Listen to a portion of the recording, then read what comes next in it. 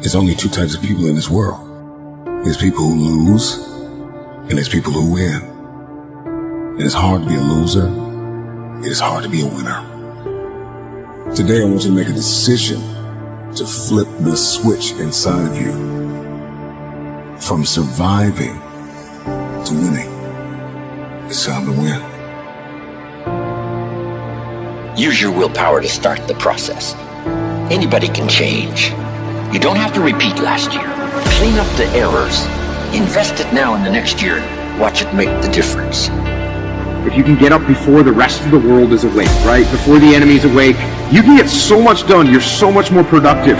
When you're hit, when you've been knocked down by life, that's when it's time to hit back. Whatever it takes, champion, to be the best of the best. Climb, I say, the unclimbable mountain. Kicking and punching, I just keep on pounding. Because I'm a warrior, and that's what we do. Builds the character of the person you want to be at the end. Accept that. If you believe it, your body physically will find a way to make it happen. They say, well, why you want to be great? I want to be great for me. I want to be great so them project babies can look in the mirror and say, I am too. I am special. The way of the warrior, champion eyes. Get back up, my spirit rise. Fear dies, choked out by the screams. The desire to climb and live out my dreams. Take it for the team. Discipline reigns. I want it too bad to bow to pain. I'm a winner. Think about what you want. Think about where you're heading and understand that along the way there's going to be huge moments of progress, huge moments of growth, huge moments that you're going to go, oh my God, I can't believe I actually come through to this. I can't believe I got past this point. That all comes from you stepping into the uncomfortable. That comes from you stepping inside your fears. You can't get those moments of progress and growth without first initially stepping into the unknown, stepping into the uncomfortable. This is what you should be chasing.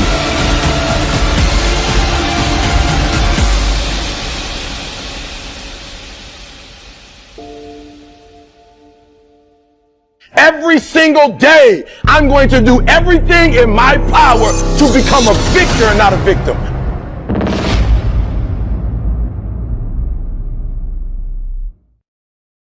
So many people do. We live in a very weakened society.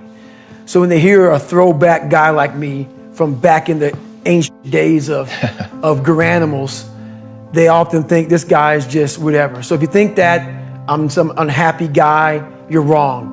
Having lived the life I've lived and seeing the other side, not being afraid to attack what was in front of me, has made me happy. Basically, I just don't walk around with a daggone smile on my face all the damn time. So, Merry Christmas.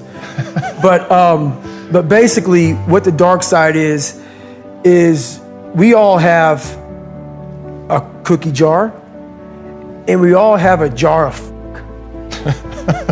That's its official name. It's a jar of man, where it just ain't going right. And in Hell Week, what they do in Hell Week, because this is where I really went to the dark side. What they do in Hell Week is they design Hell Week to find your flaws. And they do a really good job of that. It's 130 hours of continuous training. You may get 2 hours of sleep. And they beat the shit out of you and find everything wrong with your mentality. And then they start Hell Week. And that's the beauty of it. If you've never had anything like today, I would go, okay, I'm selling. I can't give up the house, right. But if you don't have the house, you don't have anything, and then you're just sitting there and you go, okay, I wrote this for myself, and I don't even know if it's that good, but if obviously someone likes it, I'll regret it. I know I'll regret it. And I bet I say it once a week. I walk around and I say, thank God. Really? All the time. All the time. It's like you did one thing right. In life, you can do 1,000 things wrong. You just do one thing right. You go, whew. Wow. It makes up for the other 999 mistakes sometimes.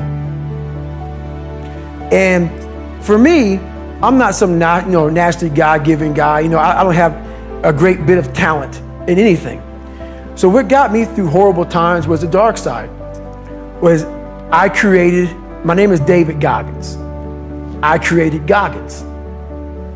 Goggins is the guy that can take anything you put in front of him. You want to break my legs? So be it. I have a way of going to a place like I did in that race where all the pain and suffering that they put on top of me in Hell Week, I will reverse that pain and suffering and I will take your soul. So every instructor that put me through Buds, my job, what drove me was I wanted you to go home that night after you beat the living shit out of me and I smiled in your face. I wanted you to feel worse than I did and you were going home to a nice warm bed with your wife or your kids and a nice meal and I was still out there in the grip, suffering for another 100 hours. I wanted you to think about me knowing that I'm comfortable being very uncomfortable. And I want you to think about when you went through Hell Week, how uncomfortable you were and how bad you wanted to quit, knowing I'm not thinking that way. So the dark side is something that I've designed. It's an evil place I can go that very few things can hurt me. I use the hurt you're trying to put on me, I flip it upside down and use it. You trying to use it for kryptonite? No, it's power pillars for me. I'm using it for strength. I just flip negative into positive, that's all it is. When I found some place in my country and a lady answered the telephone, I then asked, to whom am I speaking? She said, you're speaking to me. I said, well, lady, I know I'm speaking to you, but what's your name? She said, who are you to ask for my name? What's your name? I say, well, lady, as soon as you tell me your name, I'll tell you mine. But as we argued as to who should tell his or her name, she became very cross. And she said, you seem to be a backward person. Have you passed your matric? Now, matric in our country is a university entry examination. And I said, well, lady, you must be very careful. Because if the qualification to speak to you is the possession of a matric certificate, I might work hard and pass my matric and be in the same class as you are. That was treason. She said, you will never be in my class and bang the telephone. How I wish she were here today. She would now discover that I have achieved more than pass my matric. Everybody that's successful lays a blueprint out. You laid the blueprint out. I can go down a list from comedians to actors to entrepreneurs to self-made moguls. You look at Russell Simmons, you look at Jay-Z, you look at Tyler Perry, you look at Puff. You're looking at people that start off with a small vision and that vision manifested into something beyond expectation. So what I did was, from the people around me, my mentors, Eddie Murphy, Chris Rock, Pryor, who are all on the walls. All on the walls. Yeah. All on the walls. So you surround yourself with that. I surround myself with a constant reminder of who's great. Constantly. I come down these steps every day, I look at Richard, oh, he's great. I see Eddie, he was great. I see Chris Rock, he was great. It's a constant reminder, what am I trying to achieve? I want to be great. So that motivates me. So the thing that separates me is my drive. My drive is other people's success.